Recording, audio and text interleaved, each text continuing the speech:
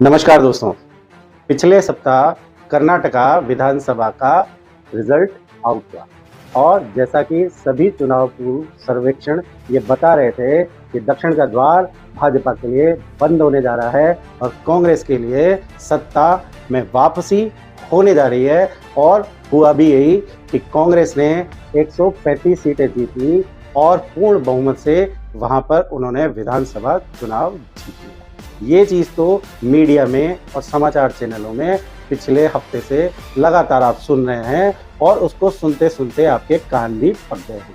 हमारा मुद्दा आज कर्नाटका इलेक्शन के ऊपर बात करने का नहीं है, बल्कि उस फॉर्मूले पर हम आज अपने वीडियो में बात करने जा रहे हैं, जिस फॉर्मूले पर 2 बार केजरीवाल ने और कांग्रेस ने 2 बार हिमाचल और कर्नाटका में भाजपा के हाथ से सत्ता छीनने में कामयाबी हासिल करी। तो दोस्तों, वो फॉर्मूला ज़्यादातर पत्रकार अपने विश्लेषण में ये बताते हैं कि फ्री बीज का फॉर्मूला है।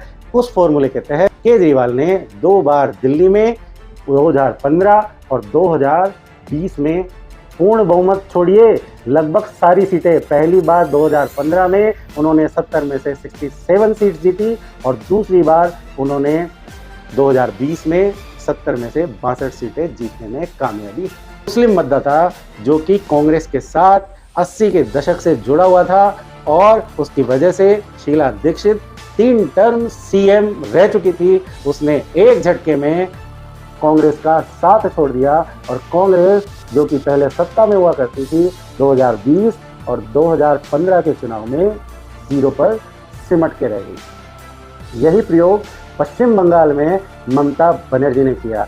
सभी चुनाव पूर्व सर्वेक्षक और सभी विश्लेषक ये मान रहे थे कि बीजेपी बंगाल में सत्ता पर पहुंचने में कामयाब हो जाएगी और सारे चुनाव सर्वेक्षक ये इशारा कर रहे थे कि बीजेपी 200 के आसपास जरूर पहुंचेगी, लेकिन बीजेपी 100 तक भी नहीं पहुंच पाई। याद है आपको प्रशांत भूषण क्या कहा था उसने कि मैं लिख के देने के लिए तैयार हूं कि बीजेपी 100 का आंकड़ा पार नहीं करेगी और नहीं कर पाई। प्रशांत भूषण कोई ज्योतिषी नहीं है, वो रणनीतिकार था और रणनीति बिल्कुल सटीक थी कि मुसलमानों को ये मैसेज दिया गया कि मुसलमानों, यदि बीजेपी को सत्ता से दूर रखना है तो वामपंथियों को और कांग्रेसियों को वोट दे करके अपना वोट बर्बाद मत करो और ममता बनर्जी को एक मुश्त वोट दो। उन्होंने वही फॉर्मूला अपनाया और हुआ भी यही। बहुसंख्यक वर्ग ममता बनर्जी के लोक लुभावन बातों में उलझ के रह गया और पट गया और मुस्लिम समुदाय ने एक मुश्त वोटिंग करके ममता बनर्जी को तीसरी बार पूर्ण बहुमत से सत्ता में वापसी कर दी। उसके बाद आज वहां पर क्या हो रहा है कि वहां पर बहुसंख्यक समुदाय के साथ इलेक्शन के रिजल्ट की घोषणा वाले दिन ही मुस्लिम समुदाय ने बहुसंख्यक समुदाय के लोगों के साथ क्या किया, वो मुझे कहने की जरूरत नहीं है, आपको मीडिया रिपोर्ट्स देख करके पता लग जाएगा। और पिछले कुछ सालों में रामनवमी का जुलूस हो, चाहे हिंदुओं का कोई भी शोभा यात्रा हो, वहाँ पर दंगा होना आम हो गया है। उसकी सजा बहुसंख्यक वर्ग को मिल रही है और यही चीज़ कर्नाटका में आने वाले दिनों में। और कांग्रेस ने अपने मैनिफेस्टो में स्पेशली ये कहा कि हम पीएफआई यदि बैन किया है तो हम आपको वादा दिलाते हैं कि हम बजरंग दल पर भी बैन लगाएंगे। और ये कोई तुक्के वाली बात नहीं थी, ये बहुत सोची समझी रणनीति के तहत इस चीज़ का वादा किया था कि उन्होंने जो मुद्दे बाकी स्टेट में कांग्रेस को हरवा देते हैं, उन्हीं मुद्दों को कांग्रेस ने निडर होकर के कर्नाटका में उठाया, क्योंकि दक्षिण में बहुसंख्यक बनाम अल्पसंख्यक की लड़ाई नहीं है, वहाँ है नॉर्थ और साउथ की लड़ाई।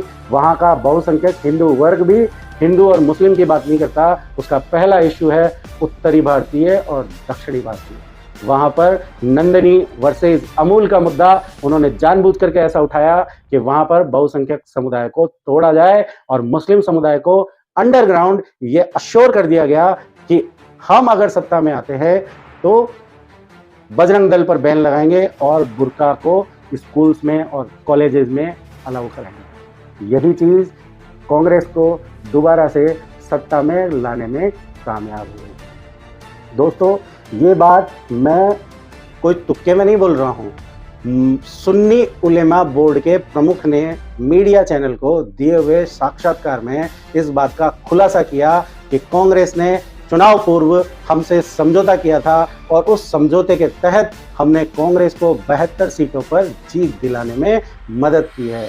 हमने कांग्रेस से 30 सीट्स मांगी थी, लेकिन कांग्रेस ने वादा खिलाफी करते हुए हमें 15 सीट्स ही लड़ने को दी। उसमें से हमारे 9 विधायक जीत के आए हैं और बाकी सीटों पर हमने डायरेक्ट या इनडायरेक्ट तरीके से बीजेपी को हराने का काम किया है।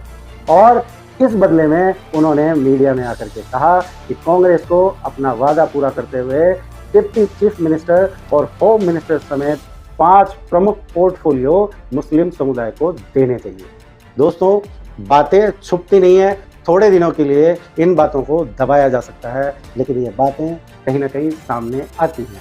2019 के चुनावों के बाद असदुद्दीन ओवैसी ने ये कहा था कि वोट बैंक मुस्लिम नहीं है, वोट बैंक हिंदू है, और इसी वोट बैंक के सहारे मोदी जी ने 2019 में सत्ता में दोबारा वापसी करी है। लेकिन आज आपको बंगाल, कर्नाटक और दिल्ली के रिजल्ट देख करके आपकी आंखें खुल जानी चाहिए कि असली वोट बैंक कौन है।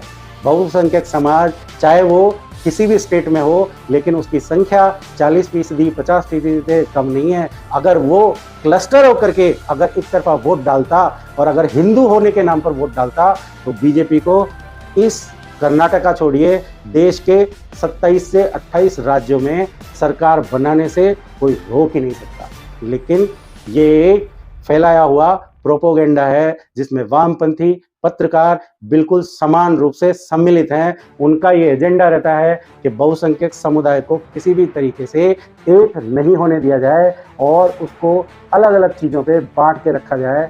सोचिए कि कहीं MY समीकरण बनता है, कहीं मुस्लिम जाट समीकरण बनता है, कहीं भीम मीम समीकरण बनता है।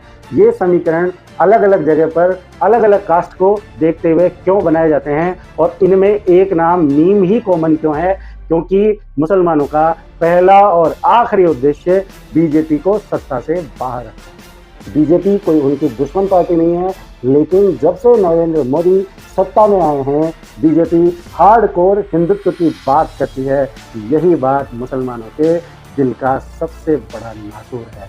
वो चाहते हैं कि बीजेपी हार्डकोर हिंदुत्व को छोड़ करके सेक्युलरिज्म की बात करे। ये सिर्फ कहने की बातें हैं, लेकिन लगता है कि आने वाले लोकसभा चुनाव में नरेंद्र मोदी को इस फॉर्मूले से कई सीटें गंवानी जरूर पड़ेगी।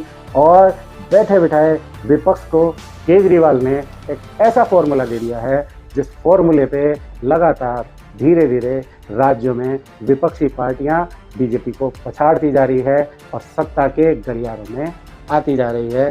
तो दोस्तों, मेरा ये विश्लेषण आप लोगों में से कई लोगों को पक्षपातपूर्ण लग सकता है, लेकिन ये कटु सच्चाई है कि प्रशांत किशोर ने भी जब बंगाल इलेक्शन में ये पत्रकारों ने पूछा कि बीजेपी के पक्ष में माहौल क्यों बन रहा है, तो प्रशांत किशोर जो कि सबसे बड़े चुनावी विश्लेषक माने जाते हैं, स्ट्रेटेजिस्ट माने जाते हैं, उन्होंने कहा कि मुस्लिम तुष्टीकरण ही एक वजह है जिसकी वजह से बहुसंख्यक समुदाय को ये समझने में आ रहा है कि एक विशेष समुदाय को फायदा देने के लिए सभी पार्टियां गोलबंद हो गई है और इसी का फायदा मोदी जी उठा रहे हैं। और मोदी जी 2014 में और 2019 में बहुसंख्यक समुदाय को ये समझाने में कामयाब हो रहे हैं कि मुस्लिम तुष्टीकरण वाली पार्टियों से बहुसंख्यक समुदाय को बचना चाहिए। दोस्तों, आशा करता हूँ कि मेरा ये विश्लेषण जिसमें मैंने उस विनिंग फॉर्मूले पर बात की है जिसकी वजह से बीजेपी अपने पोर्टफोलियो से राज्य खोती जा रही है, ये विषय आप लोगों को पसंद आएगा। और आप लोगों से मेरा निवेदन है कि आप अपने विचार मेरे कमेंट बॉक्स में जाकर के डाल सकते हैं। और यदि ये वीडियो आपको पसंद आता है तो आप कृपया करके इसे अपने दोस्तों और परिचितों के साथ शेयर करें। इसी के साथ मेरी ये गुजारिश है कि आप मेरे चैनल को ज़्यादा से ज़्यादा संख्या में सब्सक्राइब करें ताकि मेरा हौसला बना रहे और मैं इसी तरीके से इंटरेस्टिंग टॉपिक्स पर अपना विश्लेषण लेकर के आता रहूं। धन्यवाद। शुभ